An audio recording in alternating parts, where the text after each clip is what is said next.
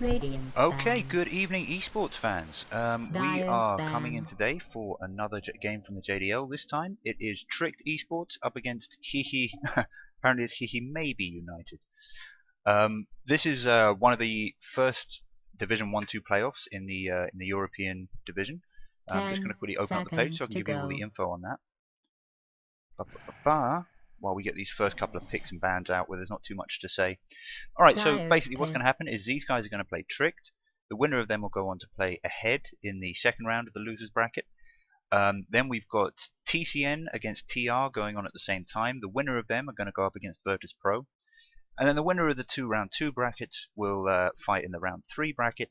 And then the winner of that will be heading to Division 1. So, lots of stuff going on, basically. Very important 10 game for both of seconds these to teams. go. It's no longer about points. It's no longer a round robin first 5 round kind of thing. This seconds. is right into it. This is proper Radiant's Dota pit. right here. This is do good or be eliminated.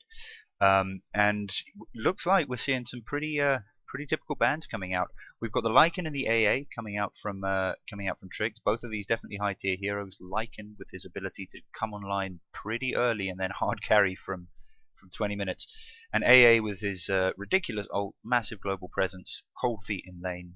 It's too good. 10 seconds What to we're seeing go. as well is the 5 Invoker and Ember Spirit seconds. bans. Now these are the things which are always picked up or banned, generally in the first two. And Reserve time. just in the last kind of week, there's actually been a new kind of trend emerging, and that trend is basically the team that's got first pick, in this case Tricked, won't ban either of these two OP heroes. What they'll do is ban something else. They'll rely on their opponents to ban out one or both of them, and if they ban out both, that's great. They've wasted both their bans on the kind of default bans that always get banned. Radiant's And if pit. they only ban one of them, then Tricked could have picked up Ember Dyer's or pit. Invoker first pick. So good strategy there from Tricked, and that's, I think, something I've noticed developing in the last couple of weeks. They do go for a first pick Dazzle, and I love first pick Dazzle. It works well on a defensive or aggressive tri lane. I think when you see a Dazzle, though, you are pretty much guaranteed to see a tri lane. And down on HeHe, they've gone for the Nyx Assassin and the Disruptor. Disruptor being an amazing team fight hero, absolutely 10 amazing. He's a seconds to counter to go. a lot of the escape-oriented hard carries as well, 5 which is really seconds. useful. And Nyx Assassin, I'm never as convinced by Nyx as Reserve other people are. time. I get it though. He's good. He's good. I'm not arguing with that. It's just I don't. I see higher tier heroes being picked up, in my opinion. That's the only thing. But he's certainly very popular, and what do I know? In all honesty, what do I know? Just doing a little bit of making sure the tech is going to be alright for this. And Tricked going for the puck. Dyer's banned. That's a very strong mid right there. It's personally the hero that I hate the most in the game. Actually, it's probably tied between Puck and Windrunner simply because of the way that they laugh at you. Like I had a game yesterday. I was doing random Dyer ability draft. team ban. First time I've done it in a while, and I ended up with the Windrunner as kind of the base hero, and it was just so annoying. It's just like every time you click the mouse, it's just oh god, hate it. So if you love Windrunner and only want to watch 10 people who stream seconds to Windrunner go. games, don't subscribe to me because you will literally never see one unless it's 5 something like All Rank. seconds. Oh yeah, and for anybody who is tuning in, I am also doing a 100 subscriber giveaway. I'm not going to talk about it too much Reserve because all the time. details are below in the channel description, but please do check it out. Tricked now looking to ban out the Radiant mids that they team don't want to see ban. going up against their puck. So it's out with the Tinker, out with the TA. I figure these both as tier 1 mids. TA is just lethal. Refraction, when used properly in the right situations. How do you argue with that? I 10 mean, seconds oh to yay, go. I'm say Lena. I've got Laguna Blade. It's like no, 5 no you don't. seconds. Tinker as well, very interesting hero. It's not late game Dota, it's not early game Dota, it's Radiant's not mid pit. game Dota, it's not even really typical pushing Dota. It's Tinker Dota, and that's a whole new class of thing. HeHe on the other hand, looking to ban out the obviously the carries, given the Tricked have picked up a support mid and a support. They're going for the Slardar and the Spectre. Now I do like the Spectre pickup. Nyx and Disruptor. Nyx can't tank. Basically, 10 what I'm getting at here. seconds to go. There's a bit of squish in there. And in particular, 5 when you've got multiple seconds. specters around and all that radiance burn, invis heroes can suffer quite a lot. So I like the Reserve specter ban. The time. Slardar ban, yeah, I can see as well. Again, you've obviously got the next counter because you can amp damage him and that will reveal. But I, I don't know. I haven't seen Spectre picked up that much, and I haven't seen Slardar picked up at all recently, I don't think. So I would have been surprised if that's what Trick were going for. But I don't know these teams as well as I should, so perhaps there is some kind of logic there, or it's particular target banning against a certain player on the other team. HeHe now also looking to run down quite a lot of their bonus time. We're getting down to about 50 seconds left, so that's, yeah, okay, only 30 seconds, but we've still got 3 picks coming up. And at this stage in the draft, I do kind of feel that this is unlikely to be, oh, well, we know what we're going to do, let's just run it out. They've gone for the Centaur Dyer's Warrunner. pick. Again, another pickup I really like. He can work really well with Disruptor if Disruptor can land a nice kinetic field. It gives them a lot of stun and DOT and damage early in lane, depending on how they lane it. They've got various options here. Centaur or Nyx could take the off lane. They could do it. They could actually do quite a nice aggressive try with this kind of thing. You've also got the really quite nice 10 strategy of trying to get a seconds glimpse to go. into a stomp. You know, I mean, Centaur Tiny became 5 an seconds. incredibly famous combination because it guaranteed Centaur could land his very effective but kind of Reserve obvious time. when you're trying to do it stun. You know, it's a great stun, but it's hard to land because people will just walk slightly away from you and then you miss and you lose all your mana. Centaur Tiny got huge because Tiny could chuck Centaur. Centaur could start the cast animation for the stun while in midair and do it the second he landed. And given that he would land always on the hero that he was targeted at, there'd be nothing that could be done about that. Now, with Glimpse, you've actually got the potential for a very, very similar kind of thing. Especially given that you can then kinetic field to hold them in place, and Disruptor can start doing some damage. Whereas in the Centaur Tiny strat, it would be Radiance pick. it would be a question of Tiny following up with more stuns and more stuns and more stuns. Now, Tricked picking up the Life Stealer, I am really liking this pickup. I've got a little thing for me. I'm a Spirit Breaker player. That's one of the reasons for this.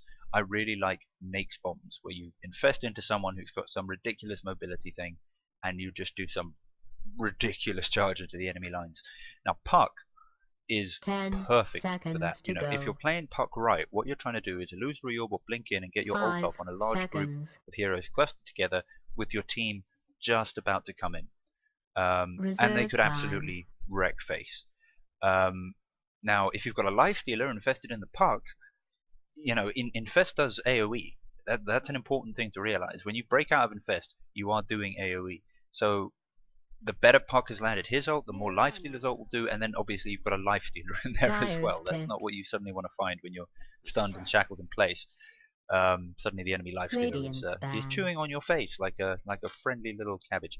I will get to these. I'm not sure why I said cabbage there, but I'm going with it. He looks like some kind of cabbage with that bottom jaw. I'll get to Leshrac and Marana in a sec. I just got some stats coming in. Here we go. 10 This is the seconds coming to in from go. Davidi from The Wave. You can check him out at twitch.tv/DavidyStevenson. 5 seconds. And stat 1 is the Disruptor has a 57% win rate against Puck in patch 6.8. Now Dyer's that is ban. quite impressive. Puck is one of those heroes who uses a Radiance lot of pick. escapes. He'll typically pick up a Blink Dagger, he's got illusory orb, and what you can do then is, you know, when you're dealing with this Puck who's normally so hard to catch and can come in and really ruin your team fight, you can glimpse him, you can kinetic field him, you can silence him, you can do 100 things which just prevent his ability to escape. And I have to say, just because Tricked picked a Puck, I'm on 10 HeHe's side for this game. seconds Because to as I said go. before, I hate Puck. So fingers 5 crossed. I'm hoping seconds. that Disruptor will mess him up a little bit. Now, Trick picking up the Lesh, I do Reserve like this. time. It again works very well with the Puck. If they can get a nice Puck ult Dyer's off, pick. then especially with a Life Stealer inside, and then Lesh just runs in with Pulse Nova, Diabolic Edict, can even chuck in a Split Earth onto the shackled enemy heroes to really pick them up. I've just been asked to turn up my mic volume a little bit, so I'm just gonna get on that now. Axe and Storm Spirit though picked up. I kind of like Storm Spirit going up against Puck mid. I'm hoping that again we're going to see horrific things happen. And of course, Storm Spirit almost always these days is picked up with an Orchid. Now what that means is that's another way to silence Puck, another way to shut him down, and just hopefully kill him. The axe pickup as well. I mean, I think this might have. I'm getting the impression this is something Tricked has been working towards. I think they've got something in mind with this. I would expect we're going to see a solo safe lane lifestealer coming out from Balsam, looks like, with Axe, Lesh, and Dazzle heading up into the off lane. They might not do that. They might just run 10 duels. seconds to go. But Dazzle, Lesh, Axe would be a terrifying aggro try. 5 seconds. Down on the HeHe side, I'm pretty sure it'll be Storm mid. Pretty much guarantee that. I'm just going to send a quick message while the game is paused.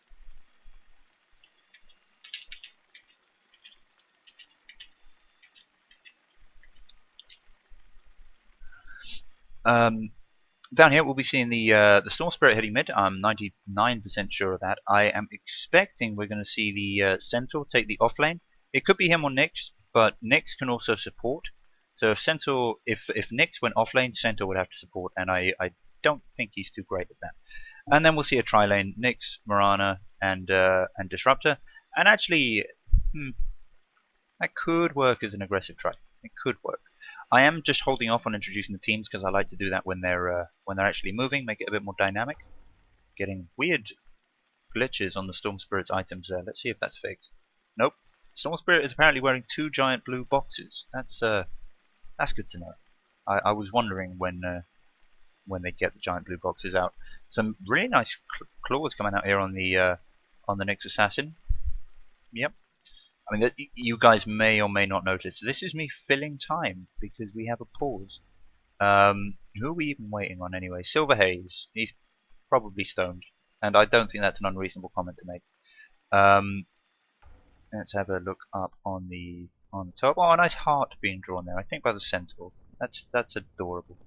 Do we have any Puck items? I have to say, I'm not a fan of Puck getting items. It's not that.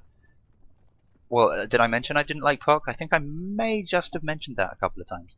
But it's just, if you're gonna get like items for the kind of crazy flying silly guy who has no items yet, get it for Viper. Come on, let's do it. Got another little bit of trivia coming in here from Davey.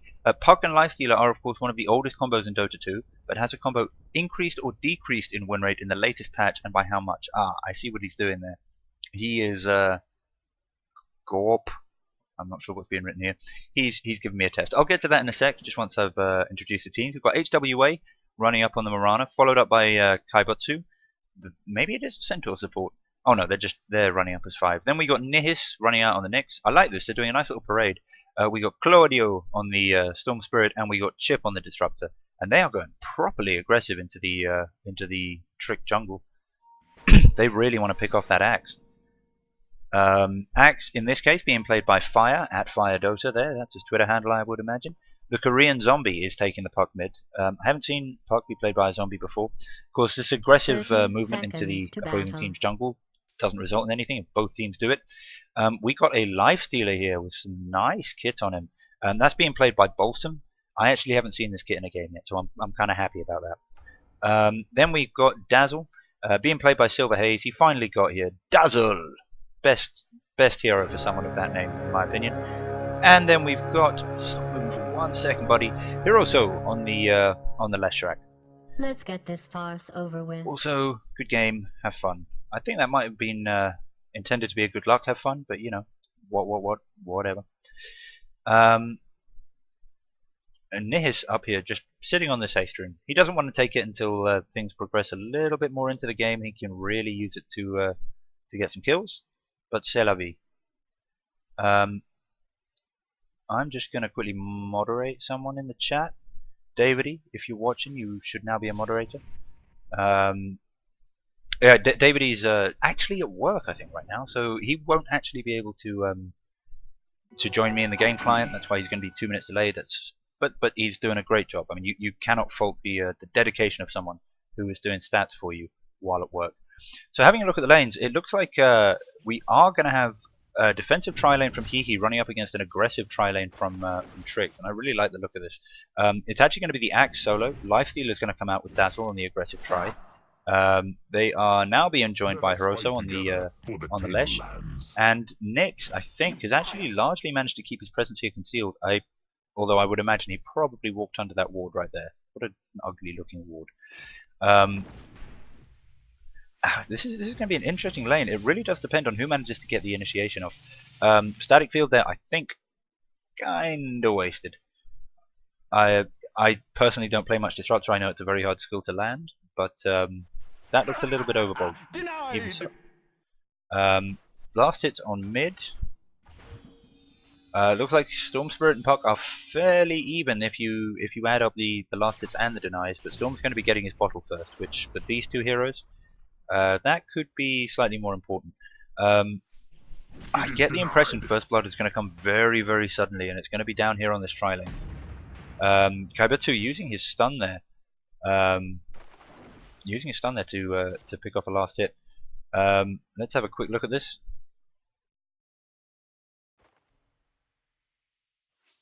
Denied. I blew it, says David E. Storm Spirit has a 61% win rate against Pug in 6.79, but that win rate has dropped to 38% in 6.8. So apparently my comments earlier about the beauty of Storm Spirit picking up an Orchid and using that to counter Pug, well, that may well change right now.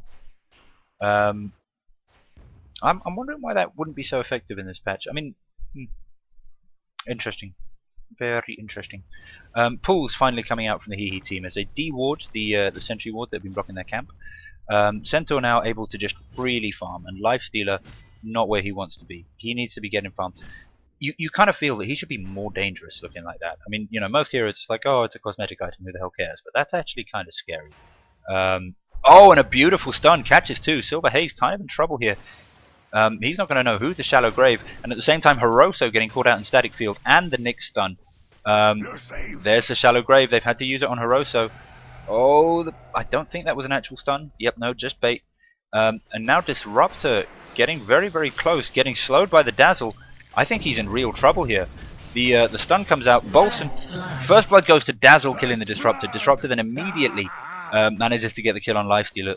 That's unfortunate. There's not going to be as much XP for HeHe in the lane with the person actually getting the kill being dead. But that's offset by the fact that the person they killed was the Lifestealer. And as I said, First Blood would be very quickly and very bloody down here in this lane. They've got another sentry ward up here actually. I mean, it will still... Oh, just outside of that one. Is it? Wow. Is that visible? It is, right? Tell me it is. If not, that is the most unfortunate sentry ward position I have ever seen. Wow, that's crazy. Axe though, really just dominating the last hit, running up against a solo Murano who doesn't seem to be able to do much against him. Okay, he's doing the trick. Now this is a halfway decent trick where you put down your tranquil boots when you're going in for last hits, and what that means is you don't take hits, your tranquil boots don't turn off, and you can just pick them up again when you're done, and you've still got that 12 HP regen. Now, I was recently watching a game, and it was very sad. Axe did that trick, and they ended off the boots ended up getting destroyed. It was that simple, and it was huge, and his team lost. It was just horrific, and it slowed down his blink dagger. It was not what you want at all. Now, that was when he was farming here, kind of 20 minutes into the game, a very safe position, with the other team pretty much accounted for, and then he just got unlucky and a clockwork happened to be around. Doing it in lane against a ranged hero like Mirana, particularly one with such a massive stun and leap, I mean that is just huge. Like I can't imagine him keeping those tranquil boots through the early game if he keeps trying to do that strategy.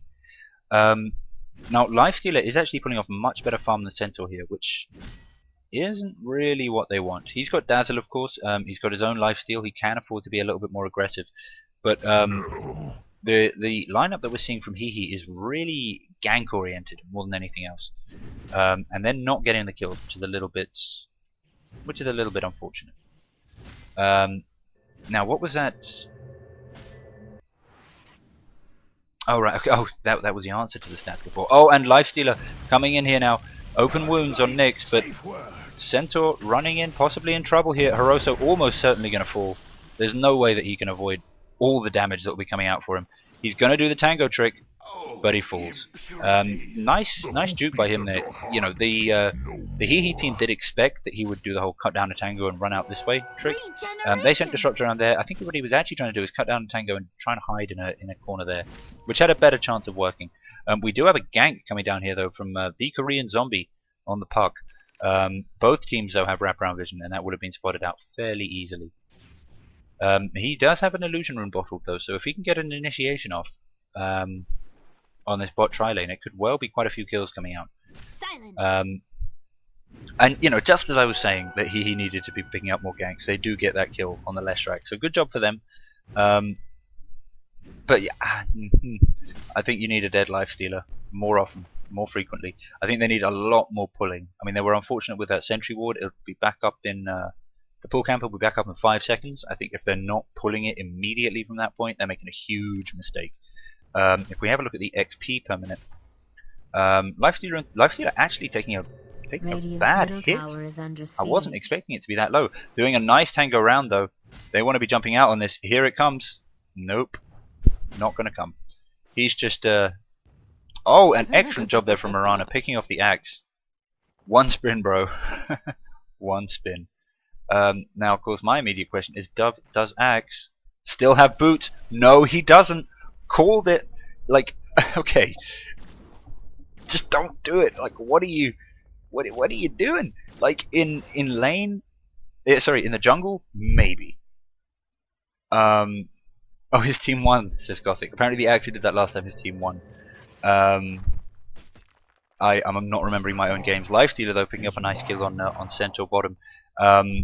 So that pulls him back to just 1 kill behind HeHe, and Centaur kind of needs those levels, and they need to make sure Lifestealer does not get levels.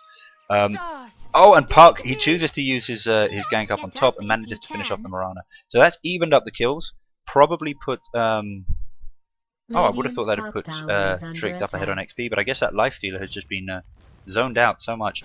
And the pull was real on bot, and Dazzle, I suppose, trying to come into ward again, ends up getting killed quite quickly. Storm Spirit coming down to gank as well. Looks like Lifestealer wants a rune. Don't think he's going to get it though. And Nyx has taken over mid in the meantime. Going to get some solo XP. He's going to want to get Vendetta up as soon as possible.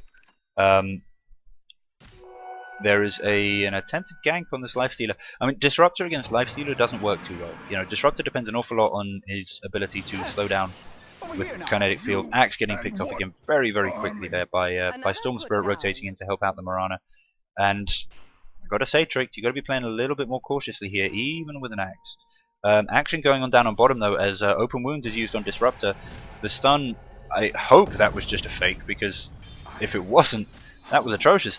The Disruptor, the Leshrac, I apologize, does fall to the Centaur stun and then double edge. Although Centaur then falls to the puck rotation. Disruptor manages to get out with a beautiful static field, holding Lifestealer up in those trees. Puck rotating back to mid.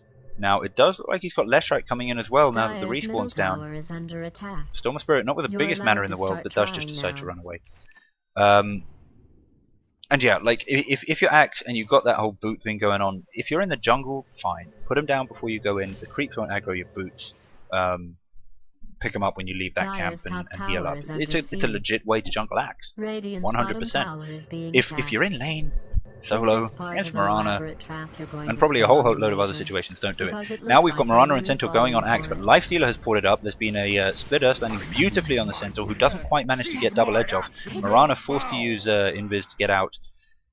Although Nyx is here as well, and he does have Vendetta up. He's going to be looking to get a whole load of nuke down on this, on Balsam. No, Vendetta's going to be off cooldown before anything can happen with that. I'll have a quick look at the Twitch chat, make sure there's nothing I need to be paying attention to. All looks good. All looks good. All is well in the Vale. Now we've got Leshrac. Kind of wants to be running up on Nyx Assassin here. Now not a fan of that, buddy. not a fan of that. I mean, it's true that Nyx's Vendetta is off cooldown, but is on cooldown, but he'll have the mana for it after that. So what's that? An extra 250 damage. Yeah, and there we go. It just took one more teammate, and that's just an easy kill, one way or another. Nice blink in there from Centaur, though. His blink up at 11 minutes. That seems fairly quick to me. Probably not the quickest, though. Often rushed on a Centaur. And it's kind of a key point. Like if you're when people try and run Centaur as a carry, and this is how I played Centaur back when I was last doing it, you often try and build up the health regen items and the magic resistant items first, so that you can really take advantage of double edge. I think a much more effective way to play him is what I've been seeing more recently. Seen David do this recently as well, actually, and that is just pick up your boots of speed and then get your blink. You know, you can get your health regen and everything else like that later. You're generally going to do a lot more damage to the enemy team by doing a nice blink initiation for your team and setting everything up than you are by being able to spam double edge, however good it is. And of course, you can still cast double edge. It just means you're going to be taking a bit of damage. Nihis going in here, but spotted out very quickly by the sentry ward.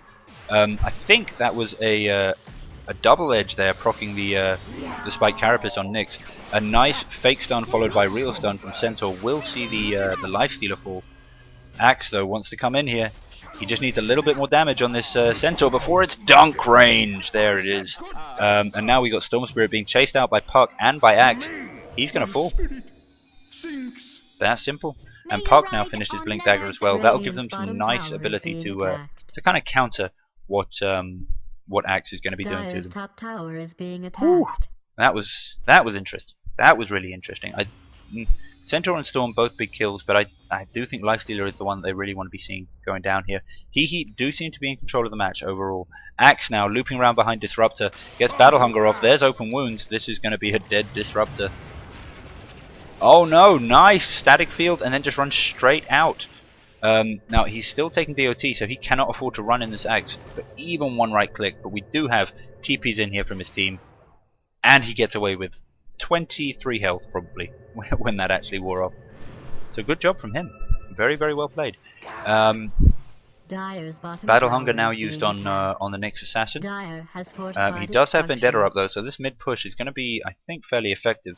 Although all they really need to do is distract. Centaur's doing a great job here of taking out creep waves and making sure that the tower can take just regular creep harass. Now this wave moving up the lane is going to get a whole decent chunk of time to just wail on that tower. Sentry up from oh, here it comes, guys. Here it comes. Yeah, never mind. Unfortunate sentry narrowly misses Observer Ward. Never mind. More importantly, the Korean zombie. We're getting ready for the Nyx bomb. Sentry's coming out. Gonna be just in range. Very, very useful. I mean, the HeHe side will have seen this ward briefly, but they didn't have time to deward it. So they're not going to be able to remove the vision that Tricked have of this area. They're doing an excellent job staying out of it, though. And Korean Zombie just desperate for this attempt, but at the same time, Kaibutsu being taken out on bot. I mean, okay, here comes Storm, rocking in, wants to quickly try and take out this Leshrac. I'm probably going to manage it, but now out of mana, unlikely to be able to run away. But Nyx is in as well, and all they really need to do is make sure the Storm stays away from there, and they'll be fine. Now we have had the initiation at the same time coming in on mid. We haven't even had the Infest bomb come out yet. There it is, and actually the kill was secured using the Infest. I really like that. Clever play. And that's how you're meant to play Lifestealer, ladies and gentlemen. And now that'll be a tower down for Tricked. I think they might just have almost secured the XP lead. There's a blink initiation though. It's on the Dazzle. He's almost down just from that. And the Shallow Grave is used on himself. I don't think that was a wise call. The stun from Mirana is going to ensure that he's still around for absolutely ages. There's the first glimpse I've seen in the game, I think. Centaur just absolutely nuking down there. Stomp plus double edge, too much damage. So much action going on here. I gotta say, Axe and Lifestealer, both tanky, both ballsy, but I don't think they want to be contesting this too hard. Not with two of their heroes down. Dazzle, who's been, you know, kind of the key player in terms of keeping them alive. And yeah, they are we're seeing a rotation up now onto mid tower. FireDota looking to just kind of back out, I think. And I gotta say, what I'm really impressed about with both of these teams so far in this match is they're both able to make plays no matter what's going on. That means that we are, in my opinion, quite likely to see a game 3 in this best of 3. Now, unfortunately though, we do have Veroso using the Diabolic Edict push. Doesn't get too much damage down on the tower, but now that that's online, it is going to be a danger that they have to watch out for. Fact coming out from David here. This is something we were actually chatting about yesterday. Return, the Centaur Warrior skill, Centaur Warrunner, sorry, does full damage to towers. So if you've got to have someone tanking a tower, let it be Centaur, because then the tower's only going to be hurting itself. Kind of like having a blade mail that works on towers. Dire's bottom tower Now we're getting a little bit more damage here though, although this is risky. I'm not sure they should really have tried to push this. Yeah, what they had to do is they had to overcommit there, simply because otherwise it would have been in deny range. And now we've had the Puck initiation. Puck falling though, to an excellent play by Centaur. The Stampede comes out to see him safely through, and with the tower down, it does now just have to be a retreat from everybody else involved. Dazzle though gets glimpsed back. Lifestealer's in the fight now though. This is his time to shine, but oh no, the stun lock comes out as soon as Rage gets a cooldown. And that's all she wrote. 4 for 1. Centaur kind of doing his job, I have to say. You know, I play initiators. If you're dying a lot, good. In my opinion, you know. Secure that space, Centaur brother. And is there really going to be a huge amount of push here? I'm not sure. The Trick team all back up. You know, they'll all be back up, all full health, all full mana, and yeah, as expected, HeHe are going to just easy and quick back up down.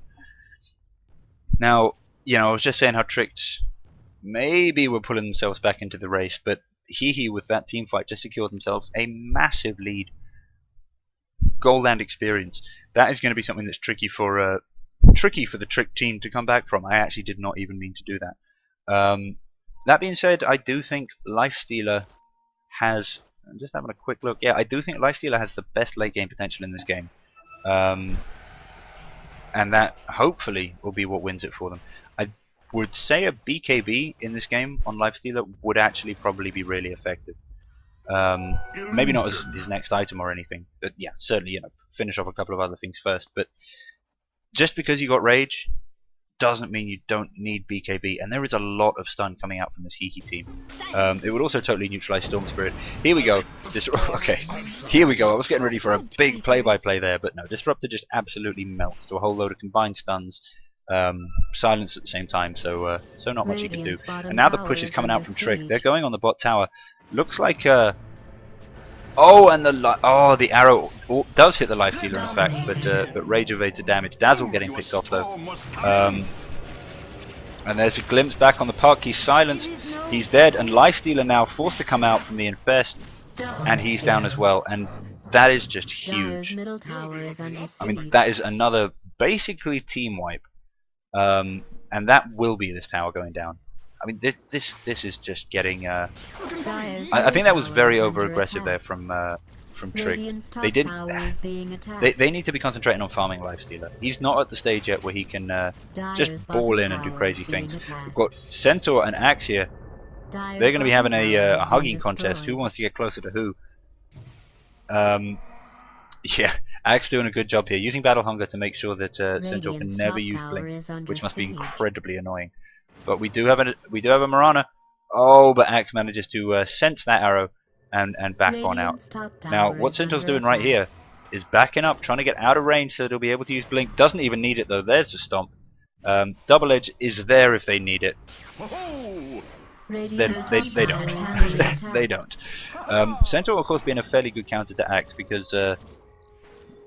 If Axe gets a whole ton of counter helixes off, then he's only going to be hurting himself, and that's not good. Mid tower denied there by HeHe. Now we've got Claudio getting some decent farm on mid. I think he's doing an absolutely amazing job. I mean, he's got Orchid Boots, Bottle, and 3,000 gold at 20 minutes into the game. That's got to be a decent farm for any disruptor. for any Storm Spirit. We do have a Shrek here. Shallow Grave is used, not going to be enough. Centaur here will be looking for a blink. Doesn't need it. Lifesteal deciding to go aggressive. Weave is down. That's so annoying. He wanted that Centaur so badly, but with the static field just couldn't risk getting too close. He still wants it though. But we've got rotations in from loads of players on both teams, and Pirates are probably going to get away under the cover of this invis. Static field being dropped again. But there it is, Lifestealer caught out by the HeHe team being too aggressive and trying to track down that Centaur. And I think HeHe are doing a great job at just baiting. It's just teasing to force Trick to go into the wrong position. GG called there, and I think that's fair enough. HeHe. Okay, misclick there from HWA, sees a quick pause. But yeah, I think that was an excellent game from HeHe. They got the plays they needed at the mid game when their heroes were strongest, and they just steamrolled from there. I'm kind of surprised at that GG call, to be honest. I think there was still room to come back. If it would have been tricky, but if Lifestealer had managed to get the right kind of farm. And for everybody watching on stream, I do hope you'll stay tuned for the next matches, or possibly match, we'll see. I'm just going to switch over to the Be Right Back screen while we get into the lobby, but I'll keep the stream running. And I'll be checking the chat, so tell me what you thought of that match, anything you want me to do differently for the next one. Ciao!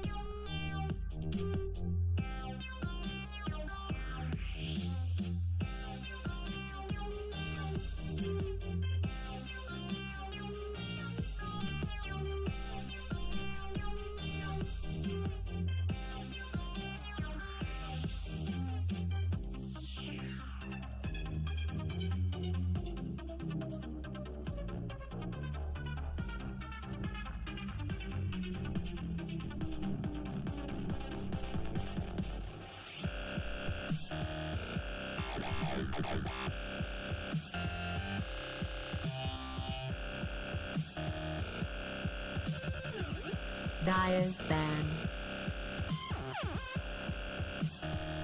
Radiant team ban. Okay, good evening, ladies and gentlemen. We are coming back here for Game 2 of HeHe versus Tricked. For those of us who might just be joining us, this is Game 2 of a best of 3 series. HeHe nicely securing their first win. To go. And yeah, basically the way this works is this is the first rounds of the losers of the Division 1-2 playoff, which I think for some reason is referred to as a losers bracket. But yeah, they've got to do a best of 3 here. They've got a best of 3 in the next match, and then a best of 3 in a final round. And the winner of that will be going to the Division 1. So it's very important for both teams to win if they want to have a chance at the grand prize next season at JDL. Now, if anybody was around for the first draft and heard what I was saying about the Ember and Invoker pickups, we've actually seen the same thing here-ish. HeHe perhaps don't feel that they've got a strong Ember Spirit player, so they definitely don't want to see him. So they banned him, fair enough. But now Tricked are faced with, like, they have to ban Invoker, otherwise HeHe will pick him up. There's the ban. That's the way it's been working these days in the metagame. It's hard to avoid. The Nyx has been banned as well from Tricked. Again, I've said it before, I'll say it again, I don't value him that much, although he was certainly a presence in the last match. And HeHe picking up the AA, which is a hero which is definitely tier 1, because it works with anything. You can run global strats with AA, you can run aggressive tri-lanes with AA, you can run defensive tri-lanes with AA, you can even gank. I don't even care. I even had someone tell me yesterday that you could carry AA, and that might be taking it a little bit far, but he's certainly one of the better supports in the game. I am just going to have a quick look at my mic volume, because I just realized when I start up Dota, oh no, it didn't reset this time. That is an absolute miracle. Batrider there, picked up by Tricked. I really like that play. I think what they're recognizing is he kind of beat them in the last round using it was their ability to set up the fights the way they wanted it. They weren't outclassed in terms of heroes. They weren't too far behind in terms of farm. But HeHe were just able to make those plays. Nice baiting, nice rotations, and we're seeing them pick up the Centaur Warrunner again, which I think is a very legitimate pick. Now, what Tricked want to do is try and get more mobility so that they can work around HeHe's ability to do that. Batrider, of course, hugely mobile hero, also specializing in pulling enemy heroes out of position, so that could be exactly what they need. I like that pickup. And then the Lycan. And of course, you know, he can hard carry with the rest of them, no doubt, but he's also incredibly fast when he pops that ult, and that ult is up to half the time once it hits level 3. It is also a fairly mid-game, it seems, coming out from Tricked. I don't rate Lycan as a hard carry against the really hard carries in the game when it gets to really late game. He's still good.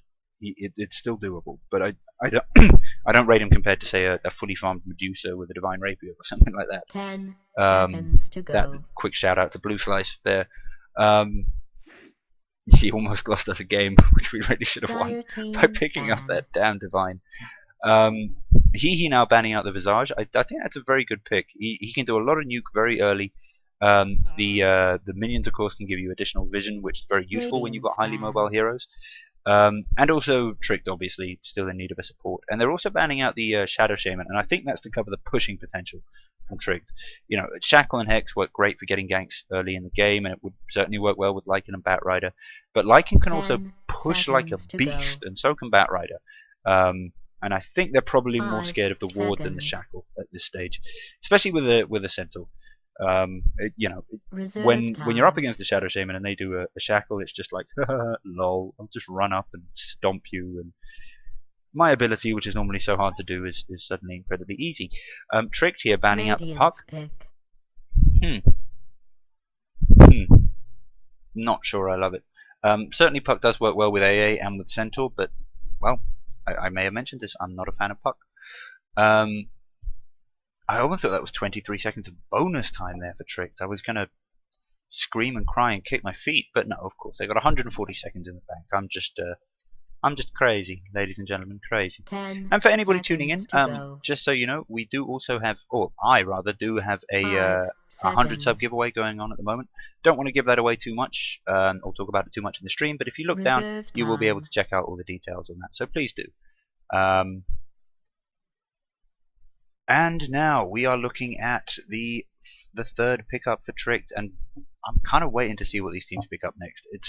I hate, my least favorite bit of the draft is when you've got two of the picks out, and you've got two of the picks out on each team, and you've got 4 bans to go through to see what comes next. Now I understand the reason for it. You know, you get 2, you don't want to give too much away, and then the opponent has 2 bans to try and mess with you before you pick up anything else. But I mean, it's designed to be annoying, isn't it? It's designed to be kind of the 10th frustrating part of the draft, and it certainly succeeds at that. Now we've got Rubik and Marana being picked up. Marana works amazingly with Centaur War Runner, and AA actually works quite well with both of them. Reason being, you can pop Stampede, then pop Invis, and just wreck face, or whatever. I mean, you can Stampede in, Invis out. You can Stampede in, have somebody else Invis coming around from behind. I mean, options. But they work very, very well together, especially because they're both global skills and can affect somebody on a totally different lane. I mean, you know, if one way that I would like to see this run, not necessarily here, but is if Centaur went off lane, Marana went mid, then you have another safe lane carry, who's the person you really want to be looking after, sitting in the safe lane, who can get the benefit from a massive movement speed burst plus slow from Centaur, or Invis from Marana at any stage in the game once they hit their 6. It makes them almost ungankable. It's a great way to run a 4 protect 1 strategy, if that is what HeHe want to do. Personally, I doubt it. Personally, I think it's a Marana safe lane carry. They were too mobile, too active in the last game to be playing 4 against 1, in my opinion. Not the 4, and and also 4 against 1, also not really the best strategy. I am a big fan of the Rubik pickup as well, though. There's a lot of decent stuff out for him to steal already, and the way HeHe are lining up, it does kind of look like they want a kind of team fight oriented AOE situation, and Rubik loves picking up those skills. This yeah, I'm going to be keeping a very close eye on whoever picks up that Rubik. It's going to be a good one. And then they pick up the Enchantress. Dyer's pick. Yeah, I can see this. Enchantress also works very, very well against the what I was saying he was good at before, kind of high mobility, sudden ganks. Because with Untouchable, you know, if you right click Enchantress, it's kind of like having a flat tire on all 4 tires and also no wheels. It's just horrific. They also do need some heavy range DPS. You know, Batrider is there for the positioning. Rubik is there largely to support, depending on what he can steal. Lycan is there for the melee DPS. Enchantress gives you some nice range DPS and also a heal, which could be very, very useful at a game. And also Lycan plus Enchantress, that's a lot of push right there. A lot of summon oriented push. I'm wondering whether we're going to be seeing Lycan picking up a Necrobook. Personally, I hope not, or at least not as kind of the first item like is so common these days. I think he needs a couple of things to really make his ult come online, like a basher, something like that. Lycan does horrific things with a basher because he's got such high attack speed. So yeah, I would really like that. And then Storm Spirit picked up from HeHe. I mean, yeah, I get it. I really do. They loved him in the last game. They're actually basically running the same team. And that's a mid, so it will be a Marana safe lane carry, same as what I said before. But I think what they need to be aware of is just that Tricked, it does seem a little bit like they're trying to run the same kind of strategy that they ran last game. And Tricked have been trying to counter that with almost all of their picks. It's going to be tricky. It's going to be tricky. Quick stat coming in from David. Apparently Lycan has an 81% win rate against AA in this patch. And that's a very large win rate. That is a huge win rate. And this is the kind of thing I mean. AA is great for kind of dealing damage, getting ganks, global team fight, but he's squishy as hell early game. And Lycan just loves eating people like that. He's going to be Lycan's main target, I think, when it just comes to kind of gank feeding, just because it's going to be so painfully easy. Yeah. Tricky. Doom coming out from HeHe, and I really like that pickup. Doom would do horrible things to any of their heroes, and could definitely still be fitted up into the Tricked lineup. Probably, I don't think that's what they were going for. I think this countdown of the timer here from Tricked is probably they're just making sure of their choice. I don't think they were going to go for Doom. but I do think Doom would have been a good pickup for them. Having a quick look up at HeHe, they obviously need a final support. Oh, Treant there picked up by Trick. That's I really like that pick. They've now got a team which can certainly win mid game. You know, the idea being you have Treant run the off lane, Batrider run the mid, Enchantress run the jungle, Rubik and Lycan in lane, and then at about kind of 5-10 minutes, you can just start hurting people. You'll have Batrider with Blink, looking to get pickoffs. You'll have Lycan suddenly popping his ult and come storming out of the jungle. You'll have Enchantress with a whole load of creeps, and they'll be pushing towers. And any damage that's been done to them in return, Treant is going to heal up. Also, you know, the obvious thing to say about Treant is, oh yeah, he can heal towers. Very, very true. But also, his living armor is amazing for divey heroes like Lycan, or even Batrider. You know, removing instances of damage are huge. Interesting point coming out here from David. You know, as we just said, Lycan has an 81% win rate against AA. So just looking at that, you would say, yeah, good job, Tricked. But at the same time, AA has a 59% win rate against Enchantress in 6.8.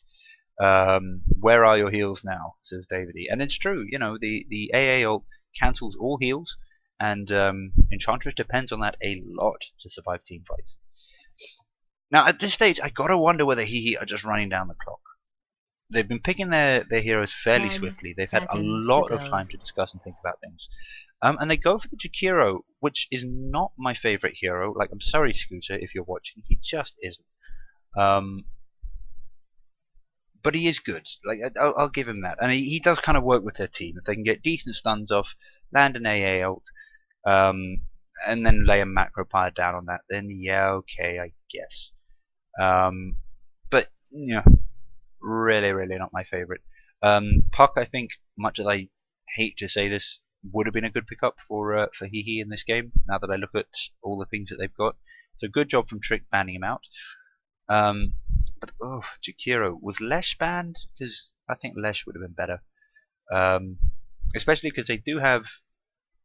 Okay, they don't really have a single truly very reliable stun, but they got enough. They got enough to land Split Earth. Having a look, oh, we got another pause. His tea is too bitter.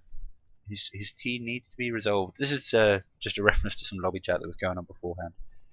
One of the reasons for the big wait before the first game was HWA apparently needed his tea, which as an Englishman I fully support. Go for it, HWA. As long as it's PG tips. Let's have a quick look at the Steam chat while all this is going on. Steam chat, stream chat, whatever. A little birdie told me that you like my rapier skills. I love your rapier skills, Blue. But that game, man, won by SB. You know that game was won by SB. Do love the split shot rapier though. Still waiting for HWA to get his damn tea together. And I'm going to try and take this opportunity just to have a look around, see if we've got any other interesting item kits out. Because not because I'm going to fill up the entire stream doing this, but just because yeah, there's nothing else to do. Rubik's got quite a nice kit, but the pause is off, so sorry Hiroso, we're done with that. So introducing the Trick side, we have got Balsam here on the Lycan. We have got Korean Zombie, this time running the Batrider. Looks like he is a go-to mid. We've got Silver Haze on the Enchantress. We have got Fire Dota on the Treant, and we have Hiroso, as previously mentioned, on the Rubik. Batrider getting a couple of pooled tangos there. So, oh, some bit of lag, but that, hoping everything is fine with that. Let me just quickly check. Yep, my computer's decided to be temperamental these days, so I have to check. And it looks like we're going to be seeing Treant offlane. No big surprise there, and their lanes are basically as predicted. Over on the HeHe side, we have HWA on the Mirana. We have Nihis on the Jakiro. We have Chip. Yeah, I'm not even going to try it. It's Chip. I like Chip as a name. Chip on the AA, and looks like. Why am I using the mouse for this? Good lord. And looks like Silver Haze is going to run into this kind of aggressive squad coming out here from HeHe. If an Ice Path could go down on him, that would be a very quick kill. The player's taking the time, this you know, nice early game, relaxing time, just to doodle all over the map, which is a legitimate strategy, I suppose. Claudio running on the Storm Spirit mid, and up on top lane we've got Kaibatsu on the Centaur Warrunner. Now these Lycan Wolves at this stage are kind of just It feeding begins. the enemy team. We've already had Nihis pick up 21 extra gold, but they do manage to get the regen room. Nihis decides that yeah, Nihis decides that it's worth using that ice path to get that last hit on the wolf, and he certainly wouldn't have got it otherwise. That wolf is very fast, and yeah, the summons time was almost up. So yeah, hating on dragon, says David E, and yeah, I do hate on that particular dragon. Not as much as I hate on fairy dragons, but I'm not a fan of two-headed dragons. David E points out that Jakiro has a 40% win rate in 6.8. So anybody who was hoping for a nice quick, there's the ice path. It does land on the Rubik, but he manages to avoid the arrow, which is kind of the essential kill element of this combination. Chip getting, I think, a little bit out of position here. Can lose more than half his health to harass, and he really had no chance of getting that last hit. You know, that's one of the most important skills in Dota, recognizing, okay, I'm not going to get this. So even though that he's incredibly low, and even though it would be so tempting if I did it, and even though he's only got 5 health left, and I'm full, and I've got enough damage to kill him in one shot or whatever, if you don't have an ability or something to finish that off, you're not going to get them. And unless they make a mistake, and you don't want to take half your health bar's worth of tower harass, hoping that they make a mistake. Does heal up again very, very quickly, but that's my personal comment on that little interaction there. Interesting lane going on against top. Kaibutsu actually kind of in trouble. He's going to need a rotation in from AA to survive here. And yeah, I like this. It looks like it's a dual lane. I guess Enchantress deciding that she can exercise dominance over the HeHe jungle rather than her own, which I don't think is necessarily untrue. It is also going to put her in a great position to gank mid or top. And looking at it, actually, Claudio looking really low. He's got 10 stacks of napalm on him. Not going to take many more hits to get him, and that isn't first blood. I think Korean Zombie must have thought that had been a kill, and so decided to back off. But perfect bottling there from Claudio will see him safe. Aggression going on bot again. With the AA TPing top, it's now 2-on-2 down here. We say no. Nice lift up there on HWA. He's actually coming off worst in this little harass battle they've got going on. And that's kind of likely when you're up against Rubik, who's fairly decent at early game harass, and Lycan, who of course can summon wolves at the drop of a hat. Nice sentry ward coming up here from Hiroso. No actual wraparound wards there to spot out. The HeHe team actually wisely putting a ward up here. It gives decent vision, not identical vision. Oh dear, the arrow from HWA just cannot land this game. Jakiro actually doing a really decent job landing the ice path to try and set up for him, but it's just not enough. HWA must be kicking himself, and first blood actually goes off to the Enchantress on mid. Batrider incredibly low, pings out for a gank coming from someone. But I called it. I'm saying I called it. I actually got something right. That's why the Enchantress is running around in that jungle, because then it gives her such great options for ganking anywhere, really. Now I think the response really that HeHe should have done to that is just try and kill her. If you know she's up in your jungle, and I think they kind of did, or they should have at least suspected. Just send a support running through. Have TPs ready on your carries and kill her. Shutting down Enchantress, one of the easiest things in the world early game. And now we're going to see a tornado coming in just to try and help Bat dominate this mid lane. He doesn't have his 6 yet. If he did, that would probably have been a dead Storm Spirit. Almost certainly, in fact. Action going on bottom, not really. Lycan and Marana both just competing for the last hits, and with no supports in lane, Lycan is now liable to start taking the better of the harass. No teams either with a flying courier up yet. I reckon the carries are probably shouting about that. And it looks like there's an initiation coming out on the Korean Zombie, but not enough. I mean, I understand getting the harass in. I'm not sure why they pinged. There wasn't really any chance of getting that. I mean, I think he was probably thinking get a cold feet in, and then and then the shackle type thing would have kept him in range long enough for cold feet to proc, but even then I don't think that would have been a kill. Arrow there landing on a wolf, which is unfortunate. But we do have Jakiro here, looking to lay down another ice path. Really wants to help out HWA. I think HWA, I've got to say, not really holding up the Marana end of this tri-lane thus far. We do actually have, now it looks like it's going to be 3-on-3 down at bot. And actually, Silver Haze gets spotted out by this AA during an attempted smoke gank. There comes the net. There comes the ice path though. But it's Chip who's been lifted up and goes down. That's two for nothing now for Tricked. And the dewarding battle. Actually, yep, HeHe do manage to get the ward down though. But a ward for a support is not the kind of trade you want to make. Plus, at the same time, Lycan didn't even bother coming in there. He just stayed back, got the kills. And yeah, that's all you need to do. Now this is kind of bad, I gotta say, for HeHe. With Tricked running a kind of devoted jungler slash ganker, they've got a lot more lane XP going around. You know, they should be losing early game. But Enchantress is doing beautiful rotations, both kills coming from her rotations thus far, and that's where it can pay off. That's, you know, that's where your jungler no longer becomes just this liability. But actually becomes this whole other source of XP and levels, which will, yeah, hold your team in good stead. Tree doing his best to just walk these trees, these creeps off the tower. Kaibatsu looking at him sharply. Looks like he might. Yep, he's going the different build this time. He's going the more carry-oriented Centaur, where you pick up your magic resistance and your health regen first. As I was saying in the last game, I'm actually not sold on that style of Centaur play. And a big fight going on bottom. Marana actually kind of in trouble here, especially with Enchantress coming down. Stampede is used to try and get her out, but it's not enough. And Tricked getting exactly the kind of lead they need in order to just really stomp this game. HeHe needs to sharpen up a little bit and start showing some of the active strategies I think that they were doing in the last game.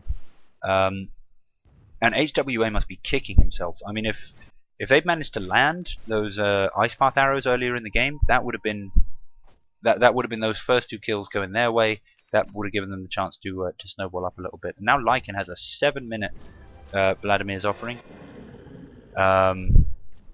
That's just huge. Quick stat coming out from David on that topic. Lycan has built Vlads in all but 2 games he's been played in Pro Dota. I don't think there's going to be a push here. No, there's not. Lycan has built Vlads in all but 2 games he's been played in Pro Dota. In what minutes did his fastest Vlads come out, and how many times has it been built in that minute? Now I'm going to go for, quickly adding things up here, I'm going to go for 5, Davide. I think a Lycan could pull it off if he was rushing it, if he was getting kills. I think 5 minutes. Of course, we are going to have to wait. Actually, I can just quickly send David a message, but we've got this beautiful gank coming up. I'll get the answer to that question in a brief moment. Oh, no. Looks like... well, okay, while I get the answer to that question, you guys can have a quick look at the items.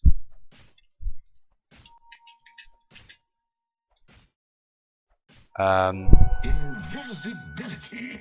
Just waiting to hear back on that, whether I was right, on whether I've earned respect, on whether I have honor. And now this I think is what we want to see. We're seeing HeHe now actually coming out, and they've decided that they want to get the kills. They don't just want to try and sit back and farm. They've recognized that might not work. And now we've got HWA going very, very aggressively here on this Lycan. He does get caught out by the frost, by the ice path. That's a nice DOT there. That is going to nuke out living armor incredibly quickly.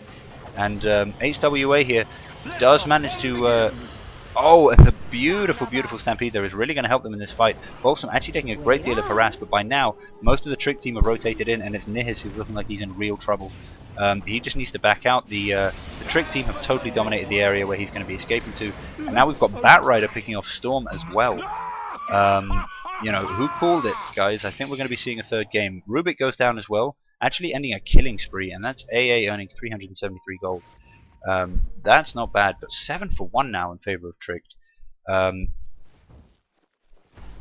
I'm just looking at this. Lycan, very, very hard carry. I mean, as I said, I don't think he matches up against the hardest of carries in the game, but I don't think he have any of the hardest of the carries in the game. They're going on this Batrider though. AA ult did come in. Here comes Storm. He's got no mana. That's a dead Batrider. Now, if they can do these plays, and if they can get back to even just 3 more kills, 7-5, I would say that they are. Oh, damn you, David. I've got the answer to that question. Radiant's bottom tower is being But yeah, if they can just get kind of 3 more kills, particularly if they get the kills on the carries, then that'll be the XP they need. An attempt on Centaur is going to be stopped by the Moonlight Shadow, but with the TP coming in, he actually feels brave enough to potentially try for a kill here.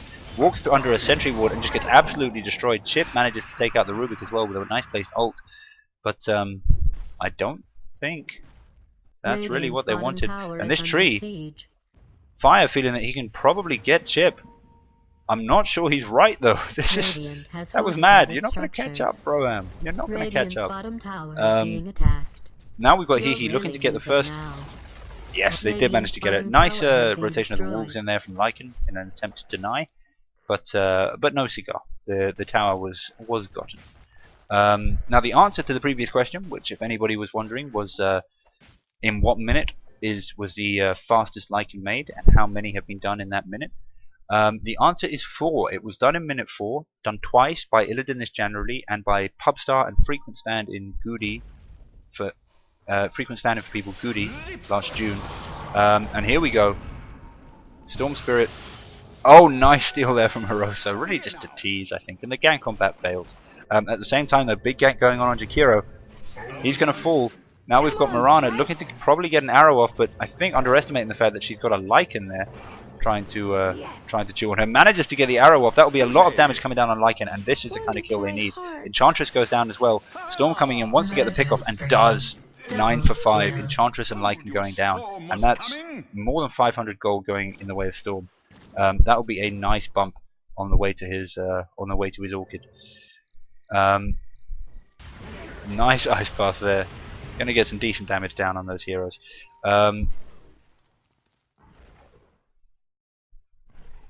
Radiant's top tower is So yes, done twice in 4 minutes by Illidan, and also by Goody. So well done to them. I'm kind of annoyed. I was tempted to say 4, but I thought that might be a little bit over aggressive. Just a little bit, maybe not. Warding coming out here from Jakiro. Whenever I say Jakiro, I immediately want to start putting on the Sir Action Slacks voice for Jakiro. If anybody doesn't know Sir Action Slacks, go watch it. It is the funniest Dota commentary and playthroughs you will ever see in your entire life. Rubik here going to get badly caught out. Oh, that was unfortunate. He's just like, oh, I'm just going to wander up here and I don't know, have a look at the rune, and then just gets absolutely crushed. Now I am going to be very interested in looking at the XP graph right now. Yep, kills later in the game, particularly if the enemy team has been doing better, are worth more, because you're killing heroes of higher level. Middle tower has been destroyed. Now, even though it's 9 for 6, he have basically caught up with XP. They are also miles ahead in terms of gold. So let's have a quick look at the net worth stats quickly. Yeah, they got their carries are doing a grand job. Actually out farming the Lycan, out farming the Batrider, who's gonna do some strange maneuverings here. Sometimes I think Batrider players just like doing this. Like, yeah, I get it. You're heading top, but like you could have gone in a straight line if you were just trying to head top. Tree ult goes down on the Storm Spirit. Oh, sorry, AA.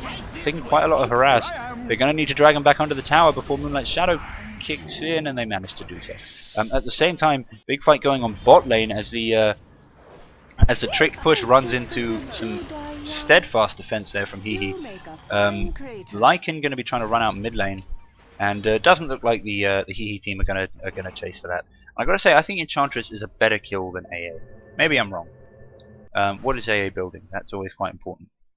Building a Midas. Okay. Yeah, okay, maybe not. That would have been quite key. What's Enchantress building? Please don't say Midas. Not Midas. So yeah, getting that AA then would have been very useful. If he managed to stay alive, even for just another few seconds, he probably would have been able to get off his first Midas charge off, and we're seeing a blink coming out from tree. Davey, when you get to this part of the video, please do let me know some stats on blink on tree, because I'm really interested in that. I can see him as a blink initiator, I can see him as a great blink initiator, but I haven't seen it very much. So yeah, interesting. They're going for a hard out push here on top. HeHe wanting to get that gold advantage in more. But Storm Spirit decides that actually they can afford to go for kills. We've got the blink in from tree. Ice Path misses. And they're going to just be able to secure that tower without too much problem. Storm Spirit going to pick up the tower. At the same time, we've got a push coming on from Tricked as they try and come into mid, but it looks like it's just going to be a couple of deaths. Batrider though does manages to lasso the Centaur, dragging him into the flames of doom, as I like to call them. And with napalm stacks on both of these heroes, I think this might be a double kill for Batrider. And it is. Good job. Excellent play there from him. We do though have Jakiro and Mirana running in through the fire. Jakiro, I know you're a dragon, but fire still does hurt you, bro. So actually that went definitely in favor of Tricked. Although of course there was tower gold in the equation as well. It's a little bit tricky to tell. But in terms of net worth, Lycan and Batrider have catapulted, not even by a very small margin, up into the lead here. If we look at the kills, deaths, assists, the only person who's not fed at all is Tree, and he's got his blink up. I'm wondering whether he's going to be a scary one to watch. AA does finish off his AA. There he is. Does finish off his Hand of Midas, and Lycan has gone for the quick necro pickup. Now, what I was saying before about, oh, here we go, Storm Spirit. How much damage can they get on him? Do they have any detection? They do, and that's a dead Storm Spirit. Rubik there, bit of a kill steal, but he's Rubik. He's a Grand Magus. What do you expect? Trick now looking to get their next tower on the board. Gonna pretty pop up the XP graphs in a sec after this potential gank is over. Here it goes though. HeHe coming in. They've popped. Wait a second. The Trick players under Moonlight Shadow, well played Rubik, managing to steal. Not even sure where that was, but managing to steal Moonlight Shadow off the Mirana and use that to help his team get out of a very sticky situation with that Centaur TP. They're going for this deny. They don't get it. I think they would have been I think what they were trying to do there was nuke down the creeps before they could get the deny and then secure it that way. I think they would have been much better off actually just trying to get the last hit on the tower. So XP graph. I mean, HeHe brought it all the way back, but then they've just been losing it again. This game is so up and down. I mean, how often do you see a team, before the 20-minute mark, get up to a 2,000 lead, lose it, and then get it back again? Not that often, in my opinion. Gold-wise, should have leveled out an awful lot more as well. Yeah, Tricked ahead there as well. They've managed to catch up on towers. In fact, they pulled ahead, taking down that last tier 2 bot. And wow, this is gonna be a tricky game, in my opinion, my humble opinion. Of course, Storm Spirit is picking up some decent farm, and the kind of game that you can play, that you can come back from with this, is a kind of game where you play with skill. Farm doesn't matter too much if you can pull off the maneuverability and win that way. Rotation's coming out on top. This looks like it's going to be an excellent couple of kills here, possibly for the Mirana. The downside, of course, to being and they're not going to get either of them. Such sad. I mean, it was an excellent rotation. They played well there, but just not able to secure either of the kills. I suppose it was because it was a bit of a rush rotation. They didn't definitely have the mana for it. And okay, got that Treant stat coming out from David. Treant has an 81% win rate with Blink Dagger, including 100% in the games he's purchased it in 2014. So it does kind of look like Tricked have the edge on the draft here. HeHe, as I've been saying, I think they've been playing very, very well. But is it going to be enough? Lycan pops his ult and picks up a regen rune. Okay, buddy. Legit strat. Ult farming. I mean, I find that very strange, especially because he's going for the push Lycan. Like, what is the edge of using the ult here to farm? I don't understand it. He bought himself maybe 20-30 seconds, and now if he gets ganked, he's going to be seriously vulnerable. And HeHe did see him. use that ult with their ward in the jungle. Interesting plays. I got to say that what has been happening recently is the just general trend of the game when the action isn't happening does seem to be slowly going in favor of HeHe. And Tricked, as I said, I think they've picked the perfect team to counter what happened last game. They picked a team that's highly mobile. They picked a team that's excellent at getting out of ganks. Absolutely amazing, in fact. I mean, you know, they've all got something to help them escape, other than Rubik. But on top of that, they've got the living armor that they can chuck in anywhere on the map at any time. And now they're going for a smoke gank. They're going to be moving up to top. It looks like they're going to be catching out the Storm Spirit. He's indicating to his team that he's going to be pushing down that lane. But oh, and apparently I just don't play enough Treant. Because Blink Dagger is the second most purchased item on Treant. Now with Storm Spirit down, that is just, yeah, that's a perfect time now. Tricked can easily get this tier 1 down. I mean, I can't see any contest coming out. Storm Spirit will be down for 30 seconds. I really think Center will be better spending his time better just farming mid. Nobody is farming mid at the moment. And this is all just free XP. But they are actually going to go in. They've got the Jakiro Ice Path down. It hits nothing. Centaur gets absolutely nuked. There's the tree ult. Chip's going to go down. I mean, what on earth were they thinking? With the greatest respect. Ice Path again hits nothing. Now we've got Bat Rider looking to just yeah, just push people back into its flames of death. Lasso will be off in, yeah, well, Lasso's irrelevant.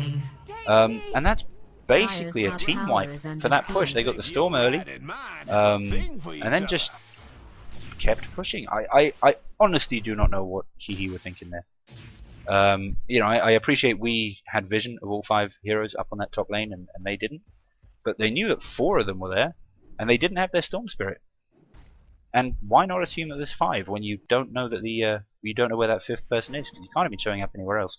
I'm very confused, very confused. Bat Rider though looks like he might be being a little bit over aggressive. That said, Storm taking an awful lot of damage. Rubik from over here in the river does manage to pick up Ball Lightning, which is actually kind of interesting. He's going to have a chance of nuking down Storm Spirit here. Yep, but he's still chasing. It's Ball Lightning versus Ball Lightning. Claudio, I think, gonna be able to die, and Rubik dies. But wow, another Storm Spirit pick off. Amazing play, amazing play. Perfectly calculated how much damage he had, how much he needed to dish out. And looks like HeHe are now going to be trying to just take up the Rosh to try and even things up a little bit. And I think that could be an excellent item to go for. Simply because Tricked are depending an awful lot on getting pickoffs first, and then pushing when they've got an advantage that's going to last. So they could be pushing now with Storm down for 20 seconds. I was going to say I don't think Tricked have too much vision on this, but FireDota is standing invisible next to a tree. So that's a thing that he is doing. Stomp comes out on the War Runner. He's sitting in a macro pyre for quite a long time. Really just going to have to use his ult largely just to get out, but with the Enchantress damage coming out, HeHe are going to have to back out of this.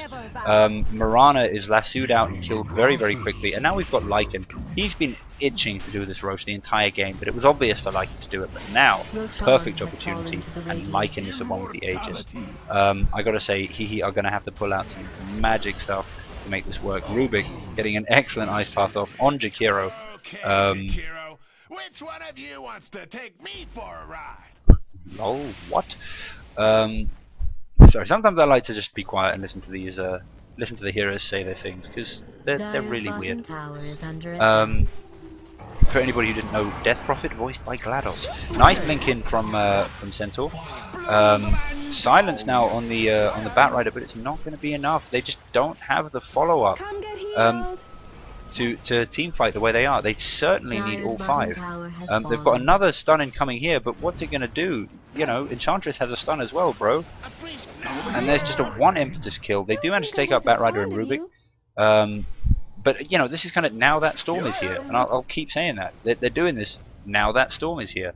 Untouchable going to make this Enchantress not a fun kitten to try and catch up with. There we go, though. They do manage to pick her off. Having a quick look at the XP graph. Yeah, it's getting worse and worse for HeHe. They aren't finding their farm. They aren't getting their XP. I don't even want to. Yeah, they're playing well in patches, and then they suddenly start doing things which I cannot possibly understand why they are doing that. And yeah, it's not even like they're in a position really to push here. They're really not. If Jakiro and Mirana try and jump on here, we're going to have a Lycan jumping on them. We're going to have a tree probably blinking in and ulting, and it's going to be horrific. Lycan though actually looking to farm up the HeHe jungle. Now I'm not too sure of that decision, just because his own jungle isn't being too exhaustively farmed. You know, I get Batrider is a horrifically good farmer, and again popping the ult for farming purposes. Like, this isn't being taken advantage of, I think, by HeHe, but this is not, in my opinion, what Lycan's ult is for, basically. He's also got a BKB, so, you know, okay, imagine they do gank you and you're thinking, oh god, well I don't want to be stunned and locked in place and killed, so I'm going to pop my ult and just run away really fast. Well, why do that? You've got a BKB, you can insta-pop, which will stop any incoming stun, if necessary, and it probably won't be necessary if you just turn around and leave. Radiant apparently in that team fight, and I missed a slight fact, thank you David E, is Radiant did have vision in that team fight using one of the Lycan wolves, so they weren't just standing around. Tree did have a strategy in mind. He wasn't just standing there because he felt solidarity with this pine. They had vision, they were just waiting for the perfect time to go in. And now we're seeing an awful lot of farming coming up from the supports on the HeHe side. AA really wanting to finish off his ultimate orb. Ultimate orb? Aghanim Scepter. What the hell is wrong with me? And now we've got... Yeah, I'm wondering if Claude might be in a little bit of trouble. Probably not. Must be admitted. Probably not, but possibly. Not entirely sure what this is about. Somebody cast something. Not sure why. C'est la vie. That wasn't Macropire, was it? It was! That was Macropire. Why on earth was Macropire popped? I'm sure there was a reason. Maybe somebody watching the stream can tell me. So a quick look, see if there's anything been pointed out that I've missed horrifically in the last 5 minutes. And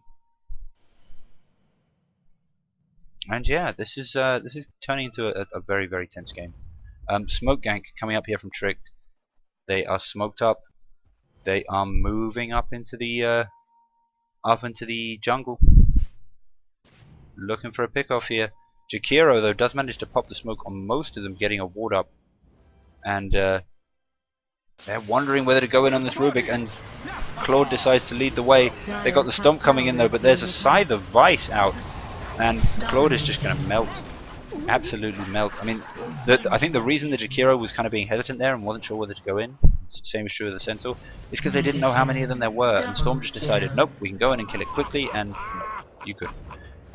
Tricked picked up on what you were doing last time, and have countered that very, very effectively in this game. They've got highly mobile heroes, they're moving as 5, they've got a whole bunch of minions as well to just push down the towers and take over the map, which gives HeHe a lot less opportunity to try and get ganks off, which is really what they're trying to do with Storm, with Mirana, with Centaur. They are getting decent wards up. Gotta give HeHe a shout out for that, but it's not quite enough. And Tricked are going to choose to continue this push. I think that's a good call. They're not going to get the tower down, but they're going to get some damage on it. They are going to have to be a little bit careful with this. Nice Mirana are actually coming out, and there's the Ice Path as well, but they don't have anything that can jump in and really deal with it. It's going to buy them some time, but now we've got a Batrider blinking in nicely, dropping down his ult all over where the HeHe heroes really want to be fighting. Ice Path though does manage to catch up both of them, who's taking an awful lot of damage, and now we have Claudio. He's come in, he's respawned, he wants revenge. Lycan did manage to get out of this whole fight. Oh, almost. His ult is down. They need a stun. They don't have one, but Rubik and Lycan the only heroes up now for the Trick team. No racks down for HeHe. This is the kind of play they need in order to take it back. I think they're beginning to get their timing a little bit more in step. They only went in there then knowing that Storm would be able to follow him up because he was almost respawned and he could just zip straight out. And yeah, with that kind of coordination, they're definitely able to win these team fights, particularly with Lycan popping his ult, in my opinion, a little bit too much. I'll have a quick look and see what that did to the XP and the gold graphs. I mean, it's not gold, basically nothing. It's not huge, but it's if that kind of thing is possible, it's possible for it to keep happening, and if it keeps happening, it'll be huge after a couple of iterations. There's an invis room top. Tricked do have vision of this. Don't seem to be dying to get in there and take it though. They're fairly relaxed about it. For all they know, HeHe have got a ton of wards up. Actually, they don't. Their wards have all gone down now. Wondering whether we've got wards up on any of the HeHe supports. And yeah, we got Jakiro sending them out now. They really need to maintain that map awareness. Without it, Storm Spirit can do very little. Mirana can do very little. Centaur can do very little. AA can do even less than all of those put together. Now, oh, Lycan's come across a nice little stack here. Taking this is going to really, really slow down the HeHe farm. And HeHe don't know. HeHe have no idea. This is actually kind of sad. Lycan's just laughing so hard right now. He's got Boot to Travel. He's got his Basher up. Necro level 3. Vlad's. Ay. Now, of course, you know, the great thing about Boot to Travel on Lycan is you can TP to your own minions. And that's just nasty. That's just nasty. Enchantress again looking to get the going back to what she was doing in the early game, looking to get the pickoffs in the HeHe jungle. HeHe now doing a better job moving up 5 as 5, but yeah, they don't have the Mirana. I really don't think they can afford to be too aggressive here. What they really need to be hoping for is team fights back at their base with their high ground advantage, where Tricked are being too aggressive, and where they manage to get off some key kills. I think even then they won't be getting towers for a little while, just because the creep waves are all going to be pushed out, and that's going to be first priority. What Tricked need to be doing is trying to get all of the waves pushed out at the same time, so that it's not obvious where they're going to be coming from. At the same time, try and deny the jungle XP in the HeHe jungle to HeHe, and that way they can make sure that HeHe aren't growing while they are growing much faster. Then when all the lanes are pushed, by all means, go in there. You know, try and make something happen. Ideally, probably on bot lane. But you can see now, like even as the top lane and the mid lane are getting closer and closer to the racks, the HeHe players are forced right back behind their walls. They've got to keep rotating between top and mid lane. Nobody has any chance of getting out into the jungle or anything like that. And that would be true even if Tricked weren't constantly farming it. So excellent play there from them. Gonna have a quick look at the item builds coming out on the rest of the team though. Ancient Apparition does have his Ags up now, so he can now start looking for more traditional support items. Gonna see a scouting arrow come out, but Rosh isn't up yet. I guess neither team got a particularly good ping on that. BKB possibly coming out from Enchantress soon. I'm not entirely sure what this Ogre Club is about, but we'll see, I'm sure. It wouldn't be the worst pickup. BKBs, pretty much anybody on Trick can get a BKB, and I'd say it's a good idea given the heroes that they're going up against. Down on HeHe, we've got Blade Mail out on the Centaur Warrunner. I mean, he's basically online. We're actually seeing a shotgun Centaur. I need to try that sometime. That looks really fun. Mirana's already got a Mjolnir up, which I really like. Amazing item. Defensive and offensive capabilities, and we've got the push coming out from Trick. They're looking like they want to go on the bot tower. I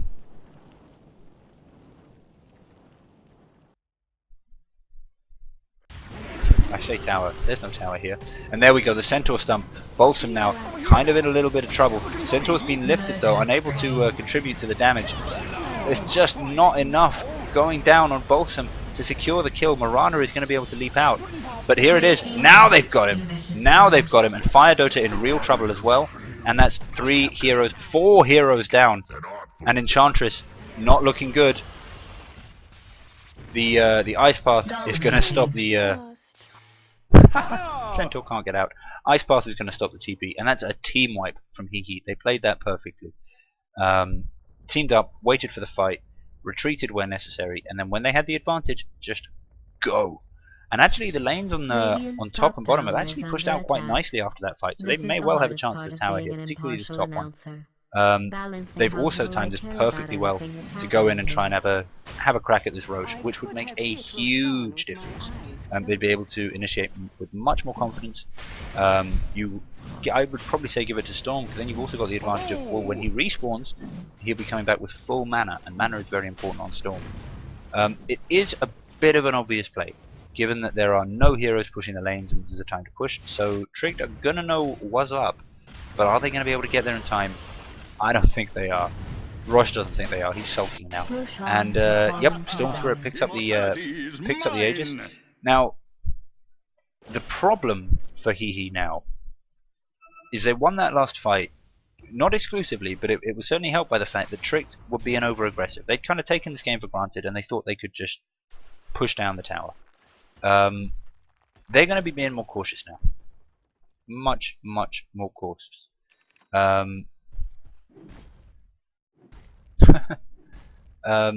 we've got Storm Spirit manages to pick up an Illusion Rune. Now, Storm Spirit is one of the heroes where I love Illusion Runes. Probably my favorite is Clockwork, and that's because I haven't actually crunched the numbers on this. It might turn out not to be the best plan, but if you can get your what's it called on him? I can never remember. Electric Vortex. Oh dear, the Lincoln's is popped, the Lasso is down, and Claudio is just going to absolutely melt. That's the Aegis pop though. Centaur has come in to try and give some help here, and it is going to be a kill though on Claudio. The Mirana Invis coming out way too late there, and Tricked going back to their previous strategies. They're playing as 5, they're playing it neat, and they're looking for pickoff before they do big pushes. With the pickoff down though, it's big push time. Oh yeah, Storm does have buyback though. I hope they've taken that into account, because if they come in here thinking that Storm doesn't, Storm will buy back, and there will be some faces which will be wrecked. Need to get some Macropie being used purely defensively here, and the Lycan Wolves actually managing to stand out of it quite neatly. Ice Path comes down from both teams. Centaur being really aggressive here. Storm has brought back. There's your reason. The AA ult is going to hit Rubik. Mirana chooses to escape, and it's going to be a 4-person Ice Path coming out from the Storm Spirit. The Bat Rider does get picked off though. That is a big kill for Storm Spirit. And that's actually, he can earn some gold. Hooray. Rubik also going down. So HeHe really now beginning to look like they've come into their pacing, they've got their items, and they can comfortably take on team fights. Now they've got 5, save for Centaur there, who's having a party in the forest, and they're looking to get this tier 2 down. I don't think it's going to be contested. Yeah, it's not going to be contested. Instead, we're going to see Lycan and Tree both moving down to these racks, and they're going to be going for a push here, and I'm not sure Centaur is the guy to stop them. The mid tower is down, and we are seeing the TPs come in now. Here's Claudio. That'll be what they need, and so much farm coming out there so quickly. Now, you know, getting a decent kill, getting 2 decent kills, sorry, and then forcing a mass rotation in order to secure 1 tier 2 tower isn't really what HeHe are looking for.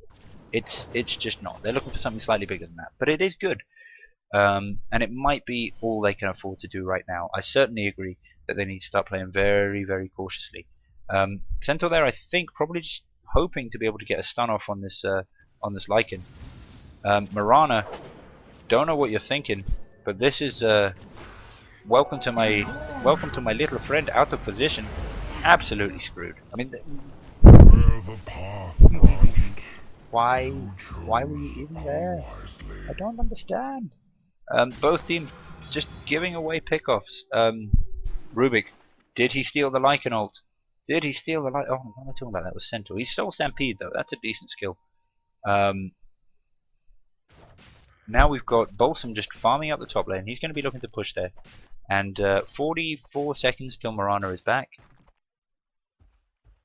I don't think there's going to be any really big pushes coming out in the meantime. Both teams thinking that what they really need right now is to just get a bit more farm. Get a bit more farm. Lycan building up to... Wow, he's got Abyssal up already. That's going to be dangerous. I would assume his next item is going to be... What is his next item going to be? Ladies and gentlemen, I mean, he'll certainly sell that wand. I think an AC would do very, very well on him, particularly with passive stuns, with a whole load of minions who will also benefit from the auras, with a lot of right click coming out. And Centaur, though, taking out Silver Haze. Big fight going on near this Rosh pit. The only downside for HeHe is Jakiro trying desperately to defend these racks and manages to do it. The towers go down. TP from Mirana. Now Lycan has popped his ult and his BKB. He's vulnerable right now.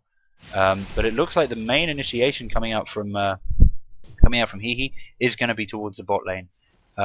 Another decent pick off for them. I think if they can keep doing this and just stop giving away these kills, then that'll be that could see them coming back into this game. For the first time, I would like to point out, they have managed to pull ahead on kills. That's the first time in the entire game that has happened.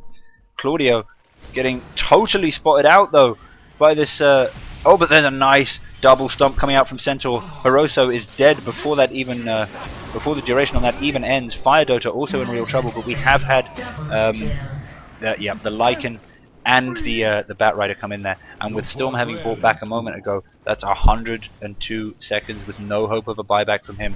I got to say, his team needs to be getting a couple more kills here because they need something to slow down the aggression that is going to come out from Tricked. So they desperately want to get this bat down, and they managed to do it. Only lose the Mirana on top of the Storm Spirit, and she is in a position to buy back, and that might just have given them what they need to hold on for this next team fight. With Storm down for 68 seconds, Batrider, who was just killed, down for 53. That might be a little bit of what they need. And actually, if HeHe can go in on this, that'll be a it's a 3-on-4 team fight. Enchantress is too close to be really doing. Oh, I see, targeting Mirana, choosing to run away, which probably isn't the best course of action when you're dealing with an Enchantress. Balsam now, actually, he was running. Now he's in a position to just pretty much clean up the enemy team. Kaibutsu. Wow, Kaibutsu does manage to get down the Centaur, and I think this is the return damage in addition to the blade mail that's really coming through here. There's the stomp. He's been lifted though. Is he going to be able to get off the? Yes, he is. So now we've got Hiroso, who's going to be taking damage for every hit he makes up against. There it is. Rampage from that absolutely insane Centaur play from Kaibutsu. That is probably the best Centaur play I have seen in a while. Absolutely love it. He's one of those heroes where you just need to be able to judge how much damage you're taking, how much damage you can dish out, and there are some very surprising results. It's like Bristlebag. There are situations where it will be suicide for anyone to dive, where you have to dive. Yeah, otherwise you're not doing your job. And with Storm Spirit back up now, just fanatically farming. This is going to be another one, possibly 2 towers down. Radiant's bottom tower is being attacked. Still 20 seconds probably fine. before the Trick team really come online. This could be decent. I want to have a look at the net worth, see where Centaur's sitting now. Rocketed up to second place. And just amazing play there by him. He's going to keep going with this push. I don't think this is wise. Just run, bro. Run right now. Yeah, okay, good. Whew. That's the kind of thing I would do. That's the kind of thing I would expect from me, and that's not saying that's not a good thing. Storm Spirit now picking up a Bloodstone. He really is coming online scarily fast now. Bloodstone, if they can get a couple more kills and keep those charges running, is going to mean he is going to be able to zip constantly. And Claudio has been shown throughout this entire match that he is very, very capable of doing that. The Rosh cooldown still quite extensive, actually. Still quite extensive. Not going to have any luck if either team tries to just sit and wait that out. There is a double stack here, which Batrider seems very keen to triple stack, which makes a great deal of sense. They're almost reaching item saturation. Yeah, it was the AC. Almost reaching item saturation though, I think, on this Lycan. I mean, there's not. You can get a Satanic to replace the Vlads, I guess, but you know, is that what you want? Storm Spirit, I'm so scared that you're going to be killed, bro. I'm so scared. Like, HeHe would have won this an age ago if it wasn't for if it wasn't for the fact that Storm Spirit just keeps dying, just over and over again. Then he comes in and wipes out in team fights, but his farm, in my opinion, has been too aggressive going up against a team of gankers like Batrider, Lycan. It's just mad. Like even there, he needs to get his farm. It's good to deny the enemy jungle, but to zip up a cliff with no vision of what is up on top of the cliff, craziness. Now huge movement coming out here from both teams. Neither team really traveling as 5, and TREVVRMUSIC actually going to spot out. Yep. Okay, Rosh is up. Both teams getting into position for this, and this could well be the decisive fight of the game. Certainly, if Tricked managed to win this, then they will just be able to push down racks. If HeHe wins this, they might have a slightly harder time of it, but I honestly think they'll be able to do it as well. The excellent job there. The lasso goes off on the center, so he's on the Mirana. Sorry, so taken straight out of the fight. Storm Spirit has rushed in, desperate to get down, and that's Batrider and Tree coming down. Now, Rubik, having stolen Zip, is going to be able to get away very, very nicely. But Claudia manages to get out, and Lycan falling to the Jakiro. Say what? Okay, that's fine. That's legit. Rosh in that entire fight took 0 damage, so it's like the best Rosh fight as far as Rosh is concerned. Hiroso really now just looking to annoy the enemy team using Zip. That's a problem, is he doesn't have the mana regeneration that Storm does. He can't keep this up for too long. And we have Chip now. He wants to move in and start on this, and I gotta say, I think he would be insane not to. I'm wondering why his team. There we go. They need a lot to get this rush down. That would be so wonderful for them. I would be so happy if they can get this rush down. I think they won the game, and this has been one of the most topsy-turvy up and down games I have ever seen. Look at that. We were talking about how Tricked was so decisively in the lead for so long. That is the extent of their lead. That is the extent of the HeHe lead now. It's massive. Having a look at the gold graph. Gold graph less sensitive to decisive team fights, more sensitive to protracted farming. And Tricked have kind of had more map control for the whole game. You don't get back 30 minutes worth of map control just because you win a team fight. So less responsive, but HeHe have actually managed to pull ahead there as well. Tricked. I wish I could say they've been playing badly. I wish I could say they deserve this, but they don't. They've been playing absolutely amazingly. They have just been ever so slightly, I think, outclassed by HeHe. And as I said, very, very important games for these guys. You know, if whichever team wins this best of 3 matchup is going to be going into Division 1 next year. And to have a shot at the really big prizes, you need to be in Division 1, and that's just to have a shot. Now, Radiant's top tower is under attack. Yep, here we go. HeHe team looking to just push ahead their gold lead, push ahead their map control by just nuking down this tower. Living armor is forced out as well, and I'm wondering whether we're going to see this turn develop into a full-on base race. The teams have got to be thinking about it. I got to say though, Tricked, I think, making a mistake. They need to get back. They should have started getting back a long time ago. Do they have TPs? Wow, only on Tree. Only on Tree. Rubik unable to help. Enchantress unable to help, and that's a tower down. And yep, HeHe are just gonna leave. Now, even leaving, even if they hadn't got the tower down, that was huge. How did they not have TPs for that? That was massive, and they're now perfectly in position to come in here and have a proper go at this Lycan, whose BKB wears off just before he manages to get the TP out. I imagine is what happened there, and gets stunned. 94 seconds for this Lycan to come back online. He's at level 25. His buyback costs 2,000 gold. He's got it. Sure, he's got it, but I don't think HeHe are going to forget that fact and just push crazily. I mean, they might.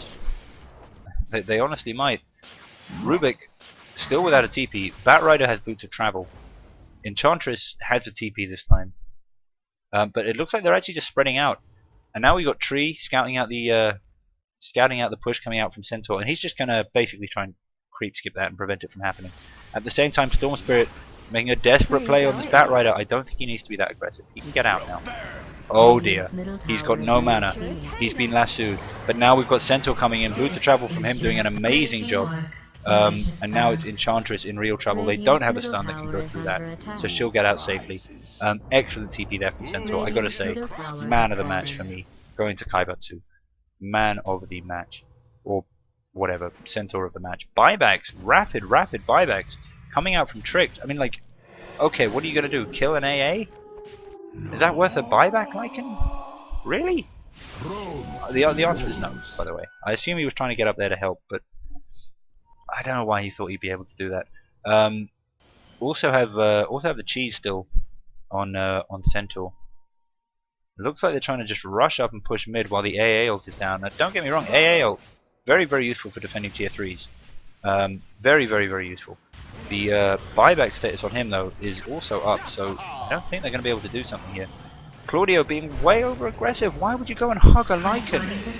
I mean, does he still have the Aegis? Does he still have the Aegis? We shall have to see. A nice hook going up there on the Centaur, but unfortunately it's just not enough. And now we've got 100-second cooldowns on Lycan and on Batrider. Like I would be tempted to call GG right now. Oh, and there it is, GG coming out from Fire Dota, and I mean it really was. That was a tense game. I honestly thought that HeHe would pull it off at first, and then I thought that Tricked had managed to pull off an epic victory, and then this happens. Let's have a look at that XP graph right at the end. Absolute madness. Absolute madness. This is a 10,000 lead right here. Gold graph's probably bugged out. No, it hasn't. 10,000 lead as well turns into 20,000. I mean, it was just huge when HeHe started to come online. So that'll be it. 2 games is all. Best of 3. HeHe progressed to the next stage of the Division 1-2 playoffs. Looks like they are going to be fighting to stay in Division 1. And good luck to them, I think, after that kind of play. Couple of quick shout outs. Got to give a shout out to David, of course. He's been watching and stats manning very nicely for me. Also, check out thewavegamers.com if you're interested in a new tournament that we've got starting up. It's going to be a $50 grand prize, with other prizes, of course, for people who come in second and third. And yeah, we're looking for teams. It's going to be a friendly tournament, and all the details are on thewavegamers.com. I've been GrumbleDuke. Please subscribe, comment, like, etc. if you've got any support to show, and feedback is also appreciated. So I will chat to you guys in a little bit. Ciao.